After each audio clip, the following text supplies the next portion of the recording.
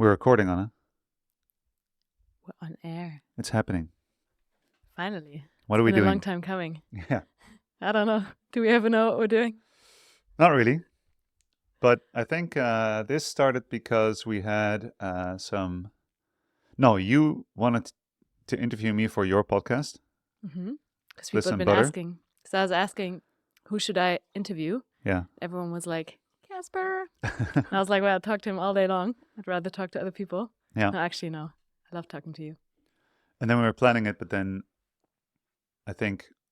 Actually, last time we were on stage together at the micro retreat, we were just talking, and then some people were like, you should have a podcast together. And then we're like, okay, let's just do it. So we're doing it.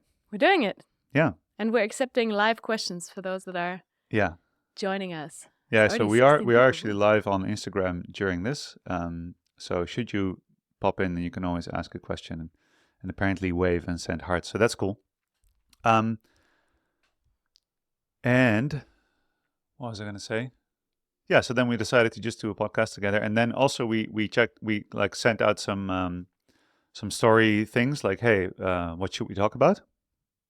And what came in on your end? It was mostly around relationships.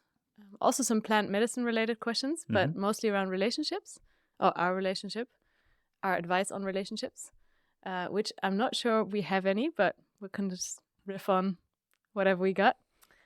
And one of the questions that stuck with me was how to have a sexy marriage, and we can interpret as to what that means, whilst having all these kids around and 2 businesses to run. I thought that was a good one. That is a good one. I'd love an answer. Anyone out there? No, and I also, that, and I also got some questions about relationship stuff. And one person asked, like, how did you meet? But I don't want to devote the entire podcast to that story. And actually, I have a question which might be nice to start off with, which also came in a way. But I'll ask it to you actually instead of in general, which is, do you think that we're meant to be together? Oh, and the general part of that question is that a trick question? Well, this might be our last podcast. No, but the other, like the more general question I think is cool to talk about is, do you think that that's even a thing, being meant to be together? I actually remember reading an article on that a few years ago, and it said something along the lines of that there's no such thing as the one and the only one for you, but that there's actually potentially, I don't know whether there's many, but there's potentially multiple people that could fit you really well as a partner. And it's really a question around when do you meet, in which life circumstances you come across somebody, how well somebody is suited to you and the way you are in that moment, at the moment when you actually come together. And I think this is also something we talked about in the past as well. It's like, well, what if we would have met 15 years earlier? Would we have actually been a good match? Probably not, because I was a very different person then, and so are you. And I like to think that I could probably woo you. Oh, yeah? Totally not. Absolutely not. And that kind of resonated with me, the idea that, of course, you change throughout your life, and you embody so many different versions of yourself as you evolve as a human, and as you get to know yourself better as well. And the people that are a match for these different versions of you at these different moments in time would probably be very different. So in that sense, you could say that there's more than just the one. And then if you maybe in an early stage of your life choose somebody and then evolve together, that person could stay the one for you, but not necessarily because you are just naturally a match and will be that forever, but because you actually put in the work. And I think that's something we'll probably talk about also throughout this podcast episode, I believe, because I think everyone who's been in a longer term committed relationship has also learned that even if you are a beautiful match, it is work to keep that alive. But I think also the idea in general that you are such a multifaceted being, and that there is potentially other people out there than your partner that you believe is a perfect match that could also be interested in all these different facets that you have to offer, and maybe even match it in a slightly different way. I think that, yeah, makes a lot of sense to me. So, but when you so with that question, for example, are we meant to be together, or are people meant to be together? What do you think means for people to be together in that question? So this is what you just said is like about matches, in the sense of like your lives aligning. And as a biology nerd, of course, I would say genetically there's many matches. But if this idea of like Genetically, we have meant, a pretty good track record of producing very cute that's true. offspring. I mean, the proof is in the pudding for sure. Like genetically, I think we can confirm, looking at our kids, that. But maybe that's how everyone feels. Do you think there's people who look at their kids and they It's go like, like, damn, "Oh, we're not we a may have genetic made a match mistake." after all. Yeah. They got like the worst of each of us, which might still. I mean, when they hit puberty, we might still be like, "Oh man, okay, they definitely have the worst parts of each of us," which is all of my part because you don't have any bad parts, for the record. That's why our Well, relationship works. no, but that's. I think the question of like, are we meant to be together? It implies that there is something that means for things to happen. So is that something that you? What is your In view the on sense that? that we have a shared purpose or a path Or to that walk there's like a together. higher governing. I think when people say like we are meant to be together, it was meant to happen. I interpret that as referring to some type of a higher orchestrating power that makes things happen in a certain way because it means for things to happen that way. Um, and I think, Maybe that question then boils down to personal choice, whether we even have personal choice or not in this life, because that's something that people discuss all the time. yeah, maybe. But I actually really like to believe that there's some sort of, and people call it different things. So some people might call it Great Spirit or the universe or God or whatever word they might have for it. And I feel that it actually really puts me in a good place as a human and really humbles me, and really also gives me that beautiful sense of wonder to believe that there is this higher power. Whether that higher power has now decided that we need to be together, I don't know. I definitely do very much believe in these synchronicities in life. I've observed them way too many times in order to sort of reject that that's a thing. So yeah, I can definitely get on board with that thought. But at the same time, I also like to believe that even though maybe there's a higher spirit sort of guiding us, and us not necessarily just as individuals, but as humanity, as every living entity on this planet and beyond, into a certain direction, let's say, in order to explore itself, to evolve, to explore.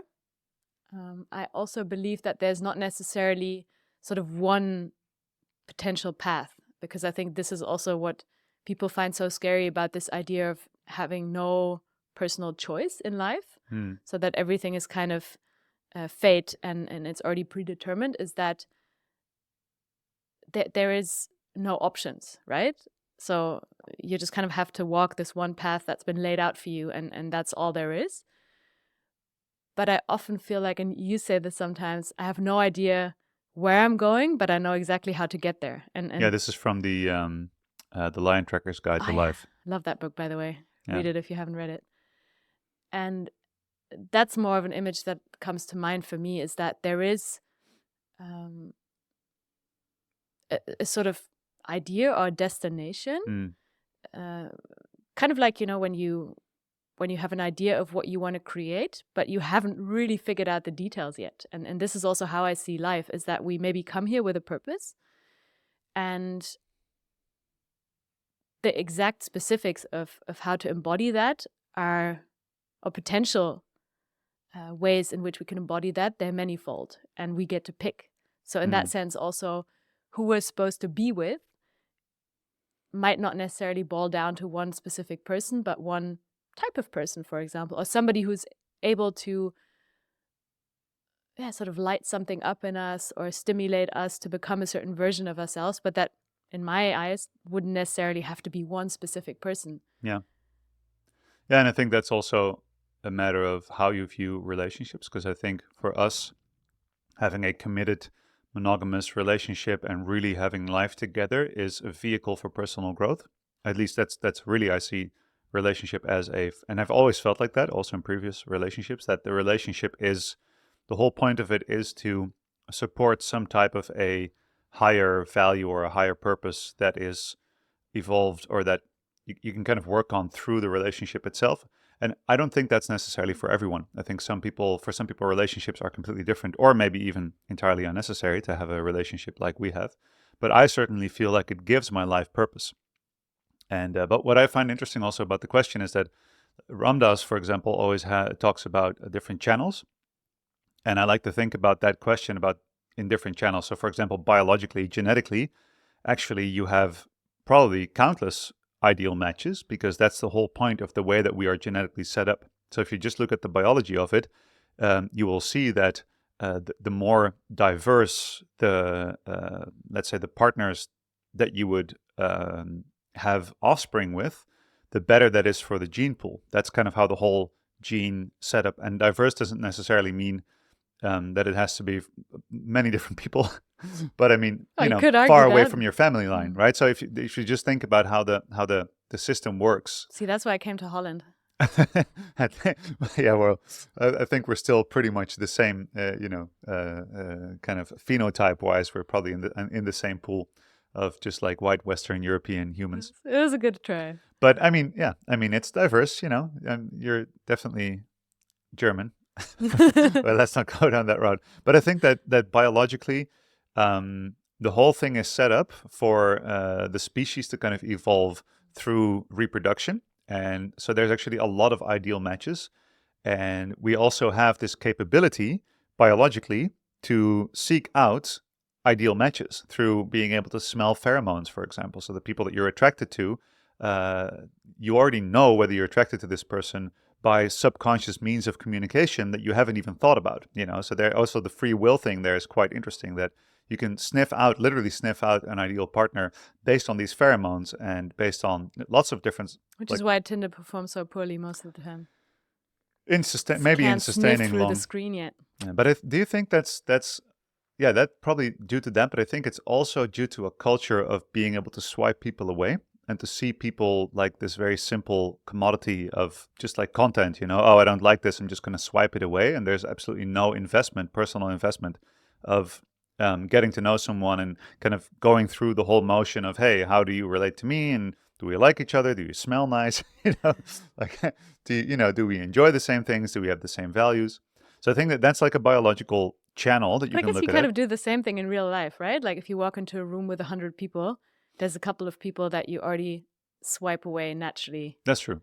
That's a good point, actually. Yeah. It just happens in a different way. Yeah. Just people you wouldn't even start a Yeah, conversation you're kind of always with, selecting, you're like, not even just romantically or physically attraction, but that's the interesting thing. So I think that also relates to the psychological channel of that question, where if you step into a room of 100 people, then you're naturally attracted to a few of them that you then seek out a conversation with. Not attracted in like a romantical sense necessarily, but you go like, hey, that person might seem interesting. And I think that is probably more based on psychological factors, like past life experience, like what you have learned in a social setting throughout your life. So, for example, the kind of people that make you feel safe, that seem interesting to you, even before you know their interests or you know who they are, what their backstory is. You've already selected like, oh, this person I probably wouldn't like, or you're already judging them. And this person I probably would like, which is probably more on psychological factors. And then you have this massive factor of confirmation bias, that the kind of people you have previously connected with you will seek out connections with those kinds of people. And I recently read that oxytocin, which is seen as like the love and bonding hormone, if you have more oxytocin present in your body, then yes, you feel more like empathic and likely to bond with people, but with people that you already feel some sort of bond with. So I read that more oxytocin makes, for example, racist people more racist because they bond really strongly with their preferred group, for example, their preferred racial group, by that excluding the other racial group more effectively, or like football hooligans in a stadium, like chanting their mantras, It is a their mantra. sacred mantras for their ball kicking shamans, and then in kind of like being against the other team, they feel more strongly connected to their own team, and oxytocin actually makes them more, like, confirms their bias towards their choice. And that's also what I wonder. So you It's think send them to a massage, get them relaxed a little bit before they come to the stadium. That might help. yeah, To maybe. not get them so rowdy, and then actually they're all oxytocined up and But that's an more interesting rowdy factor than... to consider, like these biological things. Like, we might just have been inebriated by love and lust hormones when we met, and we were just kind of like really, the pheromones just worked really well. And then it turns out that you had a lot of things that made me feel good, and I had a lot of things that made you feel good. And then we just kind of like, we were like Still works. tangled into the web of pheromones and like subconscious survival needs. And then we had some babies, and they And then made us all racist. Well, but then, well, it made us prefer our own offspring over others, which is another really good factor. But then we kind of like got drawn into this web of like, oh, but now I've made a decision. So we have like this decision bias where we just keep finding, like, desperately looking for things that make us feel like we really belong together. And then later on, we come up with a story that there's like some orchestrating loving power that made us meant to be together. But that's a very... But then also there's so many couples that kind of have that initial bond and then after It's a true. while break apart. So what happens there? What do you think? I actually think that, of course, there's this initial attraction and, the chemical bond that might be formed. But then what I feel, at least in something that I've learned in this relationship especially, is the importance of underlying value in life. So basically feeling into, are we on the same path? And a friend of mine once told me, and this really resonated with me, it's super simple, but just, so profound, is that you can fall in love with many people, but you can't spend your life with many people. Mm. And I've definitely in the past been in love with people that were incredible humans, but I kind of already knew, like, hey, I don't think we're going to be life partners. Not because you're not awesome. Of course, I love you. But we're just so different in the way that we are. And that's also something that can be quite exciting, to be with somebody and to spend time with somebody that has such a different view on life and is just a really different human. But you kind of already get a sense that that might not be something that could work out in the long run. Yeah. And then that love bubble still feels completely real in the beginning and can really also get you to, whatever, make crazy moves and potentially even envision that life together, only to sort of come crashing down a few months later where all of that has faded a little bit. And you realize, like, like on the day-to-day level, maybe there's nothing to learn in this relationship, because you brought that up, because I think that's also something that really intrigues me about our relationship, is that, like you said, we just find ways to evolve together and find ways to really trigger each other in the best possible ways, so that we can look at our own bullshit and sort of evolve beyond that. But also, I think that alignment long term, like, what do you want in your life? Do you want security? Do you want freedom? Do you want do you want crazy success, whatever that might mean for you? And what are you willing to give up for that? But even super simple things like, hey, do we want to have kids or not? Like, these things are, deal breakers potentially. Yeah, I think the most valuable thing that I've learned in our time together, as like a frame to kind of explain that, I just realized, like, we're going to get like tons of reviews where Anna's just like saying something from her heart, and then Kasper's just going to mansplain everything. That's going to be like the format of the podcast. No, Scientists, aka Kasper van der Meulen. Yeah, there's a scientific consensus in my brain. No, but I think that, and we've spoken about this quite a bit, that's the difference between values and interests. And one thing that we have spoken about so gratefully is that we are aligned both on values and interests.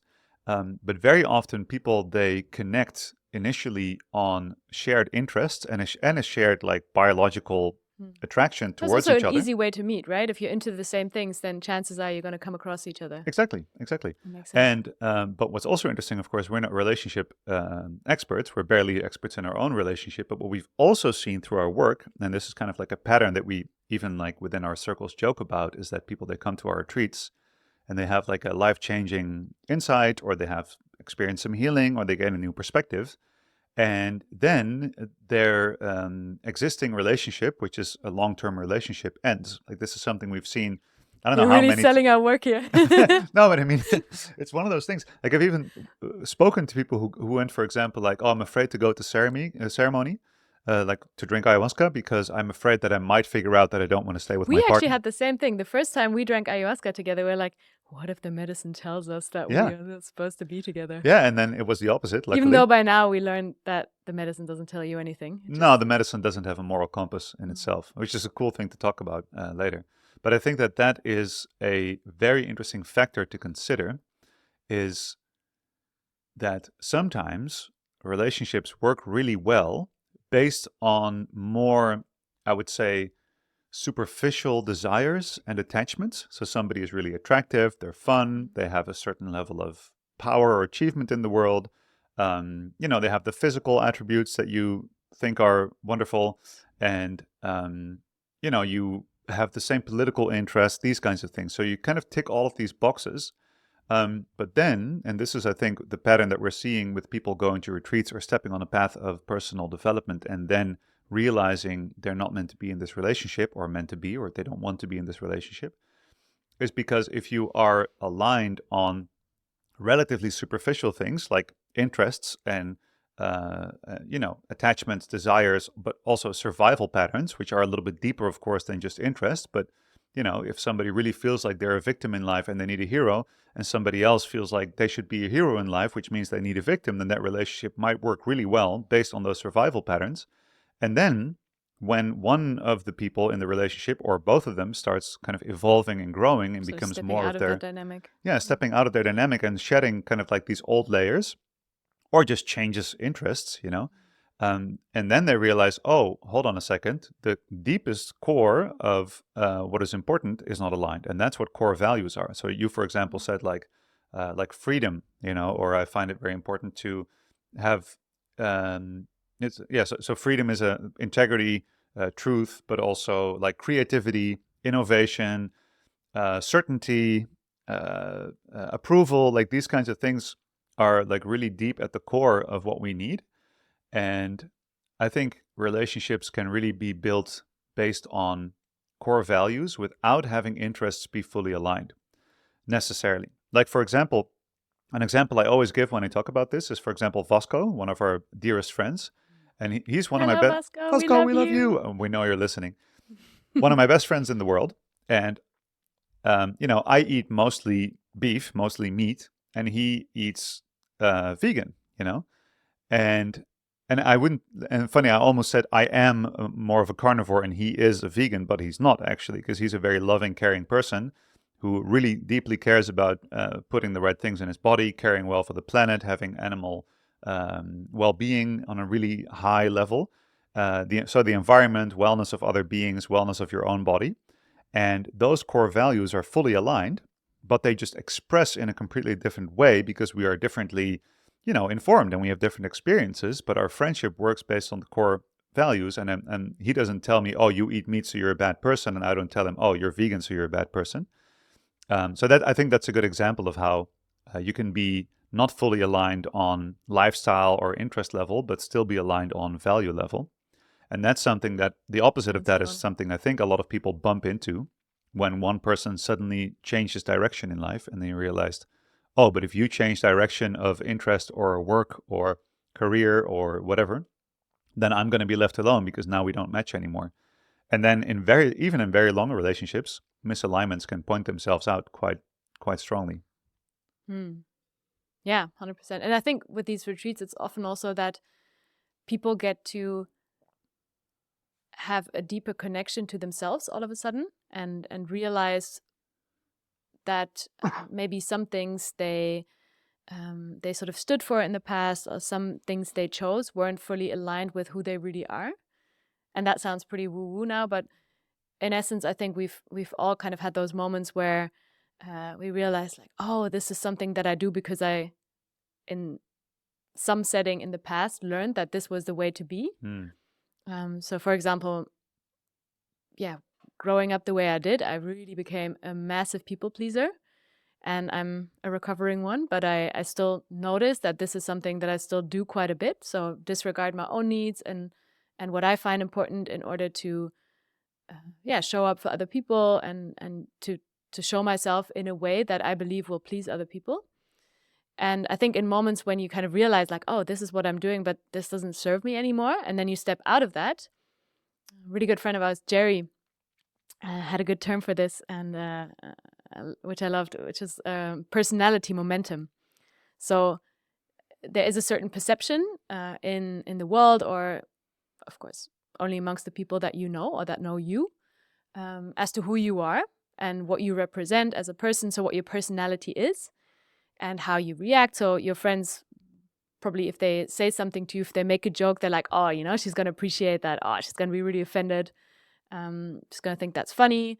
And they kind of sort of form an idea of how to be around you as a person and what you enjoy. And then if that suddenly shifts because you, so in my case, for example, stop being people pleasing in your ways, but you start speaking your truth and you start maybe being what people would then believe is a little bit rude, because you just kind of show your boundaries and you say no when other people were expecting you to say yes. You're like, hey, what the hell? You're supposed to be the person I expect you to be. Exactly. And then that personality momentum takes much longer to shift because people have a certain idea. And then if you suddenly have this realization within yourself and then change, there's a big mismatch between what you now want to embody, which also makes it really difficult to change, because it's not just sort of your inner wanting or your intrinsic motivation after having an insight like that to be different than who you were before, but also the environment that these new habits sort of fall into. It's almost like a corset that you are stuck in. And that's sometimes what I feel like when I go back home, so to the place where I grew up, is that people still kind of have this really different idea of who I am, because I left when I was 15 and I moved out of my parents' place then. And if I now go back there, there's amazing people. I love them, but they just know 15-year-old Anna. Yeah. And now 20 years later, I'm just a completely different person. And I still sometimes feel that friction where they're like, wait, I didn't see that coming. And I think this is also what happens in relationships when somebody has a breakthrough insight like that and has some sort of modality that brings them closer to themselves and closer to their core and who they truly are, enabling them to maybe let go of some sort of trauma pattern or some sort of learned behavior, some sort of belief system that they've been carrying for a really long time, and then coming back home, coming back to your relationship that is built on, at least partially built on, that belief and on that way of being, that is naturally supposed to cause a clash, I guess. Yeah. I think, this also happens with like old friends. People often say like, these are my best friends, but they're your older friends and they're expecting you to be someone. And then I sometimes feel like I have to step into like an old, smelly coat that I don't really want to wear anymore. Yeah. Oh yeah, the corset, exactly. That's a good way to say it too.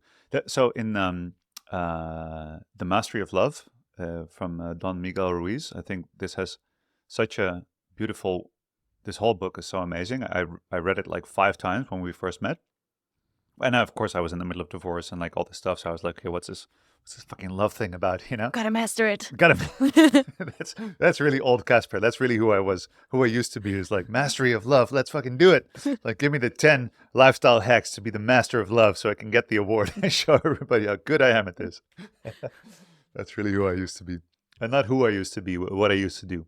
But what's interesting is that they also say like, hey, you are an entity that's essentially made of love at the core. And then there's this other entity that's also essentially made of love. And we learn that we lack love. This is actually I actually wrote a post about this recently. Let's see if I can. This is probably too long ago. But oh, here it is. What did I say? Because I think I'm just going to read my own post here. Actually, no, I'll do it from the top of my head. But so the idea is that we learn that we lack love, because this is really how attached love is presented. Is that there's the idea that you're incomplete unless there's this other person that completes you, and this is like your better half, you're or better, yeah. But I mean, I definitely describe you as my better half. You're like so much better than well, in me. your case, that is true. Yeah, absolutely. That's why I know because I'm always right. That was a good one. But the point is that I really think that this idea of lacking love it's like a scam that makes you seek it outside of yourself, and this is what a lot of the songs are about in the popular in Even the pop homie songs. Jesus said it. In essence, you can't love anybody else unless you can love yourself. Is that what Jesus said? I think so. Huh? I don't know. Somebody confirm? We can look that up later, but Jesus said a lot of great things, so that's probably it. No, If but my that's Bible studies did anything, then I think it taught me that. But yeah, but I think Jesus is probably as often misquoted as Einstein. Einstein is probably the most misquoted person in the world. But also, I didn't do a lot of Bible study, so I might have been misquoted. You're not really updated. But yeah, so there's this idea of lacking. So you're made of it, but then you are, through programming, through conditioning, through the movies you watch, through everything that you experience in life, you have this experience like, oh, I'm not getting it. I'm not getting it. So I need to seek and in the outside world until I finally find that thing that completes me. So I think you see this in kids so much as they're growing up. It's so heartbreaking to see these part of like patterns the develop. programming and the conditioning. Like it's conscious karmic conditioning, as like Sherry Huber, the Zen teacher, calls it. Is that you have to jump through hoops, you have to be good enough, you have to do certain things, achieve certain things, and then you get that feeling that you want. And when you fall in love, you find that person, go like, oh, you make me feel this way. So now clearly what I should do is be around you as much as possible and make you be around me as much as possible. And also make you do all the things that make me feel the thing that I want to feel. But of course, you can't make me feel anything that it's not inside of me. So as soon as I meet you and I feel love, I'm feeling the love that my body is, like the in love feeling that my body is producing. And of course, you're feeling, so there's like a feeling of romantic love, which is more of a biological hormonal thing. But I also feel that there's this universal love, which might be this higher orchestrating power that we are all made of, we all come from, and we all can all tap into at any moment. And that you might be the key to the lock for me to feel that, but the lock might be an illusion, because the lock is the part of me that says, oh, I should go out and look for it. And then what happens in a lot of relationships... So that love is more like a reminder. So it's not something that is unlocked, but it's more like a reminder, like, hey. It's a way in. It's a way in to show you that this has always been there. Exactly. And you make me feel the love that I feel. But then what happens is that there are certain things that you can do that make me feel like you're not giving me that. A certain way for you to look at me, certain things you say, a certain, like a certain mood that you might be in. And everybody has this, your partner always has certain things who go like, okay, you need to make me feel love in myself. That's your job. But you can't look at me in this way. You can't say that. You can't wear the wrong clothing or see those people. See other these people in particular. You can't have that opinion because then I don't feel that love. So you basically hold your own love hostage on the condition that somebody else frees you from that hostage situation. And the way that the mastery of love that kind of describes it is that basically means that I am putting a mask on you. I'm putting the corset on you. And whenever your mask doesn't show the signs that make me feel the love inside my body, I freak out and start basically manipulating you in order to make me feel that way. And you do the same thing to me. And this is how a lot of relationships work. And that's also what that book is basically about, is that, this idea that you are the thing that you're looking for. And then the other person is a mirror that makes you see that thing inside yourself. And in the relationship, as you evolve, the whole point is to take off those masks as much as possible and to be more in that essential love together. And this is another, I'm going to do a lot of Ram Dass quoting, because he says, we are in love together is like we are sitting in the hot tub together. I love the hot tub. And that's such a good analogy, because Mm. this love is everywhere, and I'm sitting in that hot tub of love with you. Mm. But it's not that you are, of course, you're giving me care, which I perceive as love. But I think that that is also why some people, if you are really in love with the mask, so two people who are essentially made of love, but they have fallen in love with each other's masks, and they expect those masks to be the way that they want them to be, and then somebody starts taking off that mask and becomes more of their true self and stops showing those signals, like, for example, the pleasing behavior that you were just talking about. If you stop doing that, but that's what made the other person feel loved, then you might realize that there's a misalignment because you were just in love with the behaviors that made you feel safe with the other person. Yeah, it's kind of the image that comes up in my mind is this, this Jenga game where you stack pieces of wood on top of each other. And then Jenga. Jenga? You say Jenga in German? I think Have so. you I said say Jenga. Jenga? Jenga. Yeah. Yeah, Jenga. And that if at some point, of course, if you keep pulling bits and pieces out that have been there to sort of stabilize it, then at some point the tower is going to fall. Mm. And I think a lot of the time when relationships start out also on this mask, because I think, well, in German we say in the beginning you show yourself from your chocolate side, which I think is a good image. And what after that? And Well, later and on it's you just show downhill from yourself from here. your Let's not go there. But sauerkraut side. Oh, that'd be very much preferred by Germans. That's true. Yeah. And your sauerkraut and sausage side. Yeah, let's not go there. If you want a sausage, you also have to accept the sauerkraut. All right, moving on. And there's kind of like expectation upon expectation upon expectation stacked on top of each other. So it's like, oh, but if you show that behavior, then I know that I have to be in a certain way in order to calm you down. Or, for example, I know that you don't want me to see somebody that you get jealous of. So if I do, then I just decide not to tell you. Or so there's just a stack of lies and expectations, or I don't see that person even though I want to, because I know it's going to trigger you, and that creates resentment. So it's just this instability that's created, and that just keeps growing, and you need more and more patches to kind of cover that up. And at some point, yeah, it simply can't hold up anymore. Yeah, one thing that I really learned through my relationship with you, which was also, I think, one of the most, the timing was perfect, and it was also one of the most profound kind of healing that I've received in my life, is that I have always learned to present the most likable, in my perception, version of myself towards the outside world, and to be like very perfectionist with that, and to always have to show certain sides of me in order to be safe, And I think this is what a lot of people learn. You have this analogy of the chameleon that forgets its own color. That idea, that you're always seeking for the version of you that is least likely to get criticism, and that's what you show to the world. The funny thing about perfection, though, is that there's no such thing as perfect that goes for everyone, right? Because something that I might consider perfect, somebody else might really not enjoy. Yeah. Well, but that's the interesting thing, is that it is your idea. So you send out these signals so that people give you safety signals. And so you're essentially showing a part of you, or a version of you that's not your true self, because there's this assumption that, oh, but these parts that I've deemed to be bad or undesirable, if I show those, then I will definitely not receive love. And so that makes it very scary to be vulnerable, because if you do show that side of yourself, and everybody has sides that they're scared of showing, and of course, in some cases, it is a really good idea to not show those vulnerable sides, or at least it has been a really functional thing to not show the vulnerable sides. At least in certain settings. In certain settings, because you have bullies and you have mean people and you have like psychopaths in the world, So it's good to have some level of protection.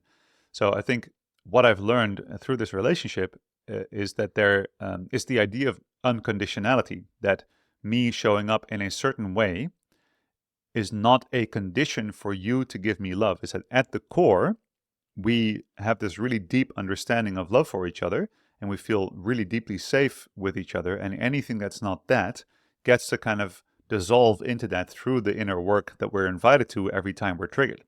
So especially in the beginning, there were parts of myself that I just couldn't show.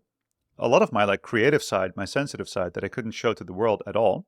And then every time I would kind of open that door to you, you would just be unfazed. While I would, like, the scared child inside of me would be like, oh, but if I would do this, you would definitely leave me, or you definitely would stop liking me. And I would show it to you, and you would just, nothing would be changed, or even you would even actually show me more affection if I would show those sides of myself. And that's the funny conundrum that we have if you run a relationship on survival patterns, is that you have the assumption that something really bad or the worst thing in the world would happen if you would show those sides of yourself. And to give an example of how this relationship is like the vehicle for my personal growth, is if I look back in the last 5 years since we've been together and been living together. It's actually Way been 6 longer. years. Yeah, Yeah. 6 years. And we've known each other even longer than that. Yeah, true, technically.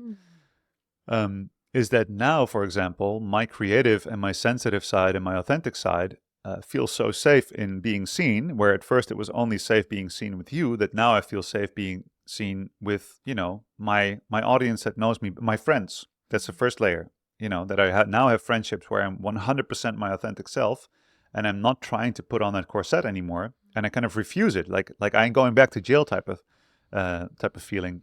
And then I could show that more to my audience, the people that follow me, that come to my courses. And then I could do that like on podcasts and stuff like this. And that has actually led to now, for example, bringing music back into my life, my intuition, my creativity, which expresses itself in music and in the songs I'm writing. And these are all things that I'd kind of let go of because I felt they wouldn't have a place in my life. But through kind of practicing that, no, like, I know that I can show these sides of myself and that it doesn't matter what somebody thinks of them. That's something that I've cultivated, and I'm still cultivating and practicing day to day in this relationship. And I think in that way, a very loving and safe relationship can also be like a holographic training ground for life. Yeah, it's really like a boot camp. Yeah, like a boot camp. Like the Yeah. things that if we really get into the patterns and the triggers and the things, and then the things that we resolve inside ourselves to make this relationship stronger, immediately resonates outward into all fields of our work and our life and parenting and all this stuff. Yeah, one thing I've really learned from our relationship for myself is that I get to ask for help and I get to not do everything by myself.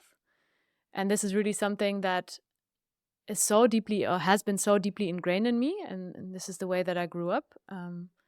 Especially, I think my mother always, and I'm really grateful to her that she brought me up in this way, in essence, because she always made me feel like, okay, first of all, you're capable of doing a lot of things, so you're powerful. And also just make sure to not rely on other people too much, which is what she learned, or where she got disappointed in life. So she always made sure that I understood that I would have to have my own money and would always have to have a plan B, and would never have to rely on anybody, especially not a man.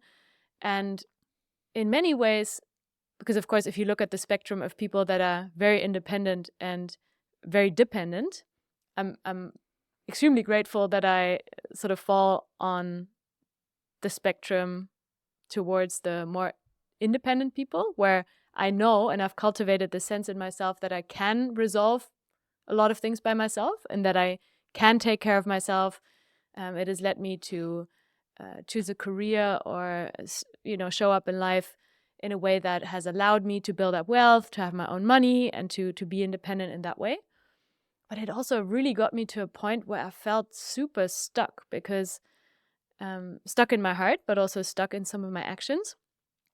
Even to the point where I was, for example, unable to accept somebody buying me a drink or something. Yeah. And I would always have this, in the back of my head, I always had this sort of open tab then. I was like, okay, if you at some point gave me a gift or did something for me, then I have to make sure that in some way I'll return that favor. Keeping tabs. And that's quite, especially in friendships and relationships, it, to me now looking back, doesn't make any sense, because I feel like that's what friends are for. And I was always able to give without expecting anything in return. But whenever I was given something, I would feel like, okay, how do I make up for this? And I couldn't actually enjoy what was given to me, because it would almost feel like a task on my list, on my to-do list now, because I'm like, okay, damn, now I have to pay this person back. Now I have to, whatever, take them out for dinner. Now I have to help them with their move.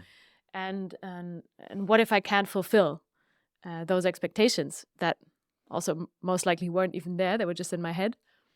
And this is something that I was really able to learn in our relationship, that I can actually receive, and that I can just fully relax into knowing that I don't have to do everything by myself, and that it actually can feel extremely nourishing to simply accept somebody else's care and help without, because in the beginning when we met, I was still like, oh, but does he now expect something in return? And it's really like that boot camp that showed me like, oh, no, actually, this is just how this works, right? Like if you have something to give, then I'm just able to receive that. And of course, in a long friendship, in a long relationship, there will be times when I'll have the opportunity to sort of return the favor, but it doesn't have to be right now. And I can just sort of relax into receiving that help or that care right now without having to worry about returning that right now. I think what's powerful about that is that if you are fully dependent, then you also can't relax and fully receive, because then you know the only way to get it is through the dependence. And this is really a profound insight that I had as we were kind of working through this together, is that independence is great, and it's really sold to us in this day and age where it's like, hey, you're your own person, move out of your house, your parents' house as soon as possible, make sure you have your own money, your own things, but it also isolates you in a way. And I think that cultivating independence, being able to hold your own, care for yourself, make your own money, make your own decisions, this is amazing, but it's not the end goal. I think that is a really important insight. It's not that I'm against independence. I think it's really good to have it, because if you have it, the point of having it is that from an independent place, you can choose your dependence. And chosen dependencies are really incredible, because now from a place of having your own money, having your own, your education, knowing how to travel the world, like you are such a powerful person by yourself that now you're choosing to have a dependence with me, and I'm choosing to have a dependence with you, makes it all the more special, because I know that you could be by yourself. It's like instead, the cherry on the cake. Yeah, and it's like, well, yeah, even more. It's like, I think it's the whole cake, because now you're allowing me to be the person that you lean on, and I'm allowing you to be the person that you lean on, even though we don't necessarily practically need to lean on anyone. And I think that's really something that is a profound thing, not just in romantic relationships, but in general, for people listening. I think this can go into so many areas of life, that your independence, like for even like going to the gym, for me, is a way of making sure that I can do with my body what I want to do, and that I don't have a dependence on, medication or a medical system, or, somebody who needs to help me because I'm physically weak. This is another example of how that goes. But then when you have that physical independence, or when you have like the potential of using your body in that way, then the question is, what do you want it for? Like, what is most fun? What is most fulfilling? What is your deepest desire? And I think having that type of independence, especially in relationships, allows you to freely choose how you want to engage with your deepest desires, because then you're also, again, not holding the other person hostage for having to make you feel a certain way. Because if you're just dependent, how are you really going to enjoy receiving it? Because every time you receive, you're going to be freaking out whether that's going to be the last one. So being fully dependent and fully independent is neither are ideal. I'm going to do one thing, because there's this screen popping on the whole time. It's annoying. And your neurotic mind. Yeah, it's really distracting me. All right. That's better. How are we doing? I think, how long have we been Is talking? there Like an there's hour. Somebody dropping something. I want to, okay. Oh, actually, just one last yeah?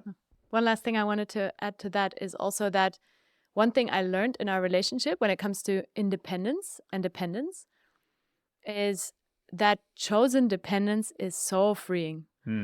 Because I used to be the kind of person also that would always try and keep all doors open. And even when I was choosing something, like a partner, for example, I was like, oh, what else is there around the corner?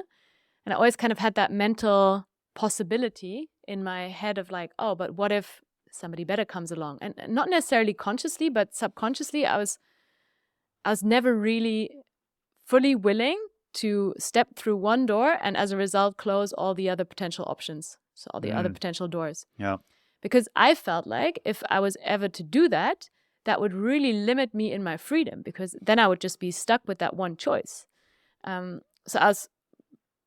I preferred to sort of half walk, so to have one foot through that door and still be looking back at all the other doors, and that was my definition of freedom at the time, to kind of still be able to go back and choose something else in case I realized that wasn't fully for me. But that also meant that I was never really fully stepping into one door and exploring at the depth of its possibility what was behind it. And I think what I learned with you and our relationship is that fully committing to something, and of course, fully committing to something that aligns with you, not just randomly committing to something fully that, doesn't fully match you, but that is actually the ultimate road to freedom and the ultimate road to just having more energy available to do whatever it is that you desire. Because it kind of feels like having multiple tabs open on your computer is the same thing as trying to keep all doors open or trying to not commit. So, for example, people, and I don't know, I mean, I know some people that have open relationships, for example, where it really seems to work. I know many, many, many more people where it was a pure disaster. Yeah. I've never really tried it myself to a point where I could say that I know enough about it to really judge. But also, oftentimes... Can always judge. I can always judge. Come on, you're German. Exactly. No, I mean,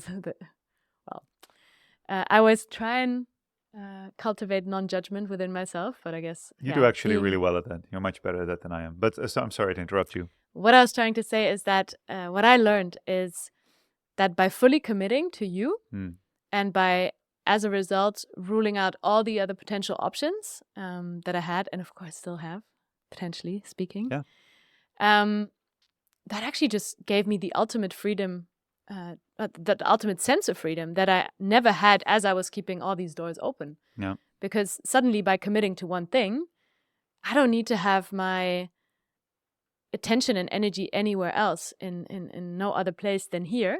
And I can also now, and this is something that excites me in this phase of my life that I'm in now, to really dive into the depth of what a human connection can be with you, rather than superficially continuing to meet many different types of people. Yeah.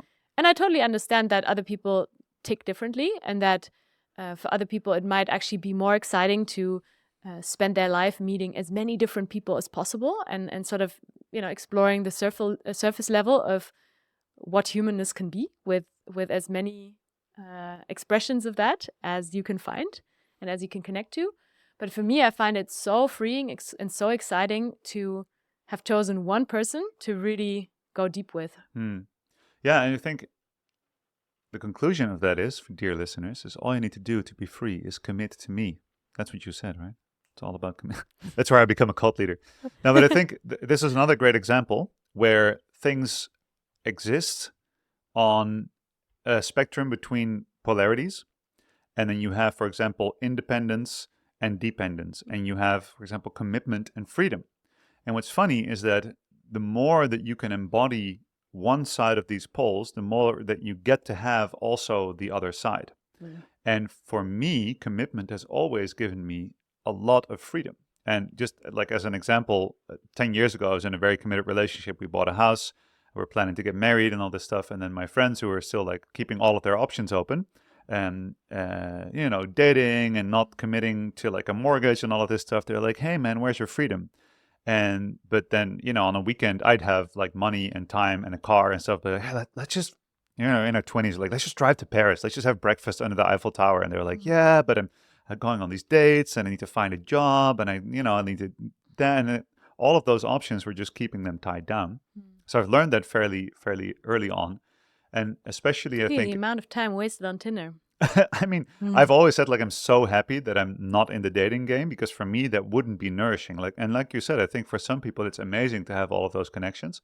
But for me, what works really well is to have a certain foundation built and to really have a commitment where certain things are just not an option. And it's actually really nice to have less options, especially in this world where there's options everywhere. And every time you open up Instagram, you see all of these things that you might want. You go like, oh, look at this girl, look at that guy, look at like all of these things that I could have that other people have.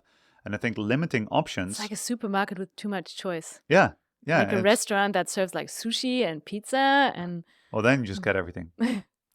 Because I'm on the seafood diet. If I see food, I eat it. Now, but yeah, well, orgy style. I think that Just get the everything.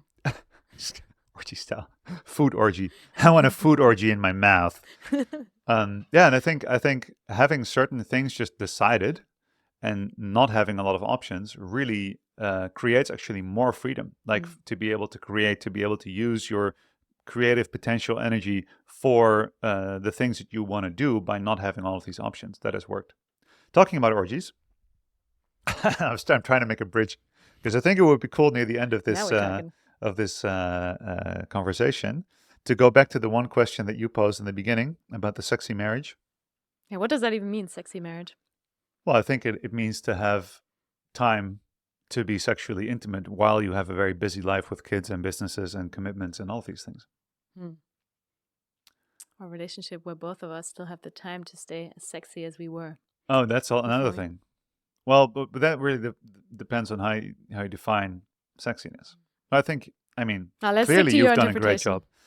Um, yeah, no, I think it's just an interesting thing to talk about in relation to this, to the whole conversation that we've had. Is that it's definitely a thing that with kids and work and all this, especially with babies, it is challenging to find time and energy for sexual intimacy. So I think Pure energy. I think It's a limiting factor. it's a good, um, yeah, I think it's a good question. And I think one thing that was helpful for us is again to come back to those core values, where I think we had this conversation a few months ago after Sophia was born, and there was a point where it makes sense to not have as much time for each other because you have a newborn and we just moved house and everything.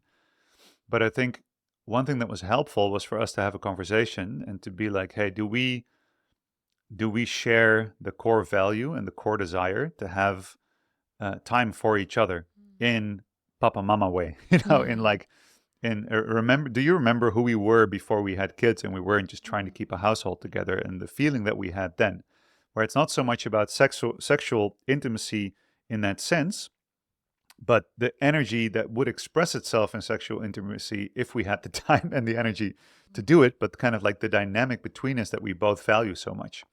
And that because we started talking about the core values, I was thinking about that question because we actually had a very beautiful moment of connecting on that and having that conversation of like, hey, I really, Equally important to us. yeah, where we go like, hey, do you still feel like it is really important to see and feel and meet each other on that level, which is this very intimate level, which could also be just taking 10 minutes before we go to sleep and just cuddle, and just feel this really deep kind of closeness that charges both of our batteries. And to have that conversation of like, hey, is that really a core value to you, a core element in your life that you also crave? Because I feel that I'm craving it.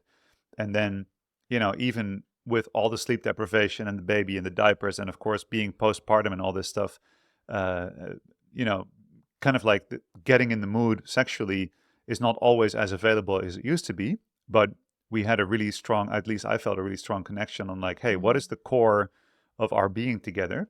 And through our previous work, inner work that we had through the relationship and knowing how to have those conversations on kind of core value level, um, I think you can really feel that connection on a really, or it allowed us to feel that connection on a deep level and that desire, which also allowed it to express itself in all these different ways, like giving each other compliments or just taking a moment in passing in the household to just like have a hug or a touch or a kiss, like very simple, small things that are where we both remind each other that those are expressions of that core value that we both really deeply care about, even if we don't have time to go, All for a out. weekend and have all out, like whatever we, tickles our fancy in that moment.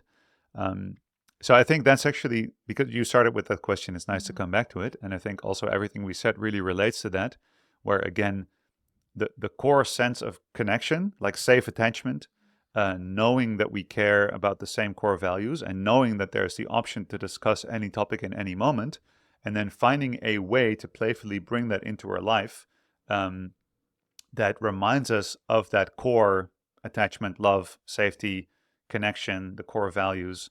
And it doesn't have to look practically like the same thing it did before, but then at least you're planting the seeds to start to cultivate that again. And I think that's a very, at least that's my interpretation of the question and the answer. 100%.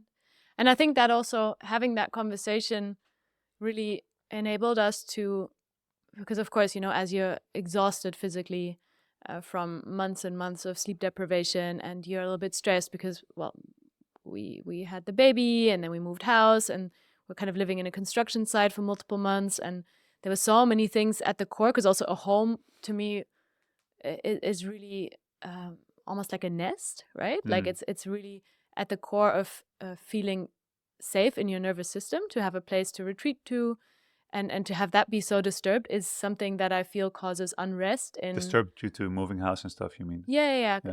And then that's why they also, for example, advise not to do that, let's say, just before giving birth. Because Oops. well, we did it after giving birth. Yeah, so it's just fine. after. But that it's really something that on a subconscious level really unsettles you potentially, because it's your sort of safe space, it's your home, it's where you kind of come back in moments where you want to just be by yourself, where you want to rest, where you want to recover, and where you sort of take your guards down, and having that be changed, and also living in a place that isn't sort of fully finished but in construction, and that has a lot of moving parts, is something that can be disturbing to the nervous system. And then sleep deprivation, and of course also welcoming a new member of the family into our lives, and sort of making space for that, I think has definitely caused us a lot of stress, and stress is a libido killer, essentially. But I think having that conversation and sort of overcoming that sort of first physical hurdle of like, oh man, I'm just so tired, all I want to go is go to sleep, all I want to do is go to sleep, and to then actually push through that and feel how nourishing it is to be intimate, and how much that actually relaxes the nervous system, and how much that does for you. It's almost like kind of going to the gym and knowing that you're going to feel so good when you come out. Yeah. And then having to overcome that moment of like, ugh, and I have to go there, and I have to cycle through the rain, and I don't really feel like it right now. And yeah, it sucks that, something so beautiful as physical intimacy in moments where you feel so depleted has that same feel to it. Because of course, if you're just fully slept and you have a relaxed life and everything's kind of in place, then that just feels like such a natural thing to gravitate towards. And it's something that you don't have to push for. It just happens naturally. Yeah.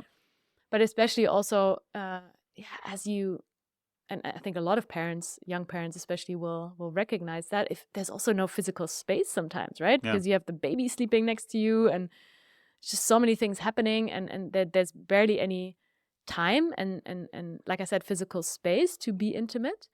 There is really a bunch of hurdles to overcome until you even get to that point where it nourishes you, where it charges you, where it relaxes you. Yeah. But to have that point of connection, and to align on the fact that this is something that's essential to our relationship, I think also made it a conscious effort for us again to sort of go there. Yeah, and I think also what's really useful in relationships in general is that if you know your core desires and you are aware of the patterns with which you put on the other person the mask, where you're like, for example, if you don't have if you don't feel safe with the other person to express these things, and you're just like, hey, I've been feeling that I want to have more sex, and this other person doesn't give me that, and then it turns into a whole story. Go like, oh, see, not attracted to me, anymore. I'm not attractive anymore, and then you turn it into a story, and then you start to test the story. It's a very manipulative thing, but everybody does it. You have to test the story, and you kind of like make like a suggestion and the other person is in a totally different frame of mind and it's just not there, and then you feel you go see, you know. And I think one thing that is really helpful, if you kind of know your core values and you know your patterns and you know how you put the mask on the other person, then you can go like sit down and be like, okay, hey, you know what I really need, for example, you could we haven't even spoken about love languages yet, which could be a whole other episode, but to be like, hey, what I really need to feel like you're attracted to me and to nourish that part of me that craves the sexual the romantic intimacy. For example, you can say like, oh, I need to receive compliments. Could you make the effort? And you're really like asking, it's a very vulnerable ask. Could you make the effort to once per day compliment me on my physical appearance? Or be like, oh, I need touch. Could you make the effort to once per day come and just put your hands on my shoulder or give me a hug, something like that? And then I know that that is you acknowledging my needs, and it's only like a 1 minute thing, you know. I don't know if you've noticed it, by the way, but every single day we've both worked at home, I've come, and I know sometimes you go like, why are you randomly walking in? I'm trying to focus. And then I come in and I give you a kiss and I walk away without saying anything. I don't know if you've noticed this, but I'm like, every day that I'm not really, to be honest, not really an effort, because at some point I get distracted from my work and I'm like, oh, I'm going to give Anna a kissy, you know? And I think that these are also like the little things that you can sprinkle into your life that are really like nourishing, especially if your life becomes mainly about like a very functional machine that you have to run, you know, like laundry and business and money and kids and like all this other stuff. And what I was thinking a lot of the time when you said, for example, once a day give you a compliment, and at first that might sound like a task, but I was thinking most likely it's not, because because when I look at you, there's probably a bunch of things that I notice obviously that I enjoy, you know, Yeah. and that I notice or that I take note of in myself, but that I wouldn't necessarily speak out. But it's such a small step to take to then be like, oh, still love your blue eyes. And it's thank you. And I think it's almost like Such good beard genetics. like you make a little. That's my favorite. It's so funny that that's still a thing, because that's the day of our first date. This is the funny thing. When we met, this was in Germany 6 years ago, at an event. I'm not going to go into the whole story, but I was really trying to chat up Anna. And then there was this other guy who wanted to speak to me, like a follower, to somebody who just wanted to talk to me. And he was kind of like hanging around me while I was trying to focus on Anna. But then he said like, man, you've got really good beard genetics. And I was like, oh, it's like the best compliment ever. We've always joked about that. He was trying to chat up that guy. Yeah, he was maybe trying to chat up me, but I mean, yeah, and I think it's almost like a little side mission, you know. Like I have to do all of these practical things, but also I'm going to make my wife feel loved today somehow, even if it's one word or one action or like something physical. I think that's a really beautiful. To me, it adds a layer of kind of sparkle to my day.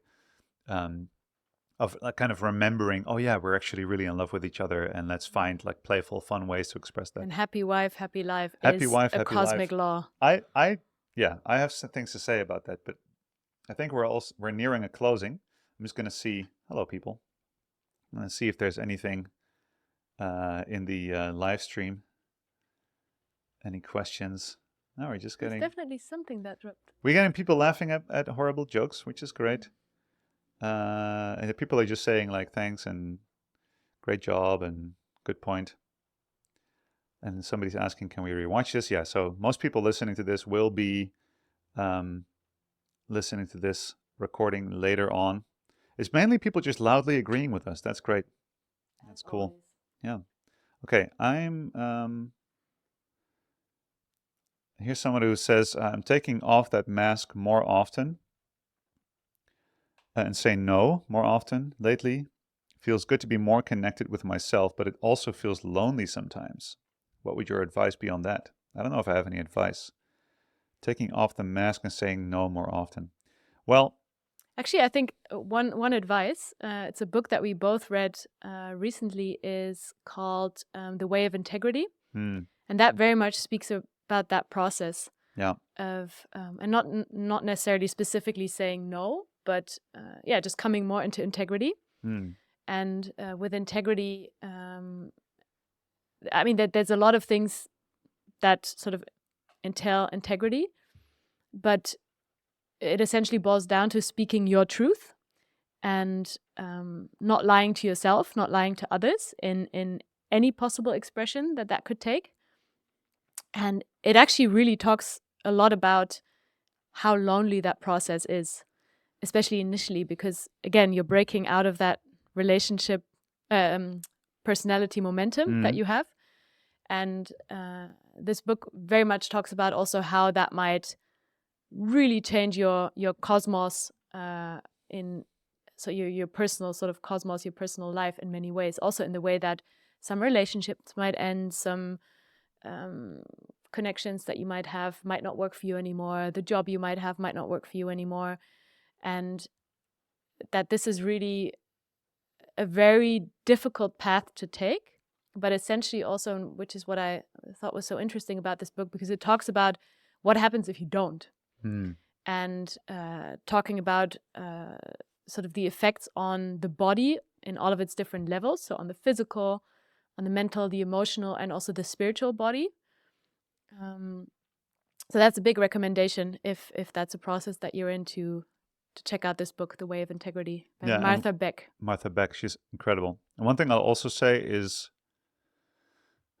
if you know yourself in relation to other people, but those people don't match anymore, and then being more of your full self, it will kind of naturally select out the people that are not interested in your full authentic self. And that also, I mean, maybe don't belong in your life. And then there's a phase of being less around those people, which feels like loneliness if you're used to knowing yourself around other people. But the more you feel your own truth and speak your own truth, the more it will also, in my experience, feel more comfortable to be by yourself. Because, being fully able to say, hey, this is me, and I only enjoy being me if I am my true self, if I hold my boundaries, if I say no to people, if that means that I get to be alone with myself, but I'm going to love that self way more, that's actually pretty good news. And then, so first you go through kind of a natural selection phase of people that no longer fit the way that you live and think and express yourself. But then naturally, of course, you're going to also go through a new selection phase of people who are fully in on that fully authentic version of yourself. And I think that there is the real value. And this is another pattern that I see a lot through our retreats, is that not just in relationships with people who go through or onto a path of personal development and authentic expression, is that they go through phases of being alone with that. And I think it's an important thing, because then you really get to test whether your truth is really important to you. Actually, one thing that comes up there for me is that, it's funny because I used to think that in the context of relationships, so romantic relationships, is where I used to ask myself, is there anybody out there that will appreciate me with all of the different sides that I have? And yes, it's me. It's you, exactly.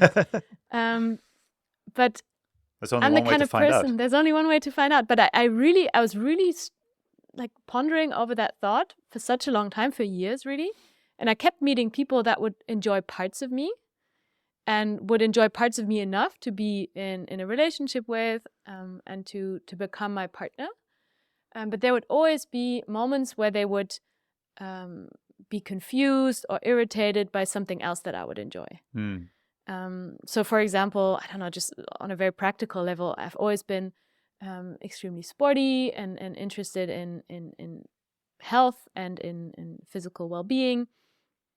And so I had this one boyfriend that really shared that passion. So we were exercising together a lot. We were doing triathlons and marathons, and so that side was one of the big sort of interests that we shared. And at the same time, I'm somebody who used to party a lot. And I mean, I've really taken everything, no, not everything, but a lot of things known under the sun. And that used to In be... Dutch we say, alles wat God verboden heeft. Yeah. Everything that God forbid. Exactly. But that was also just an authentic part of me. And he would always try and almost deny that was also something that I would enjoy.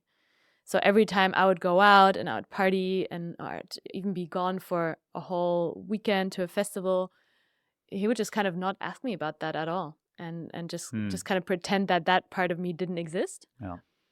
And or at some point because I used to go, long time ago, I used to go to business school. And I used to wear pearl earrings and heels and all of that.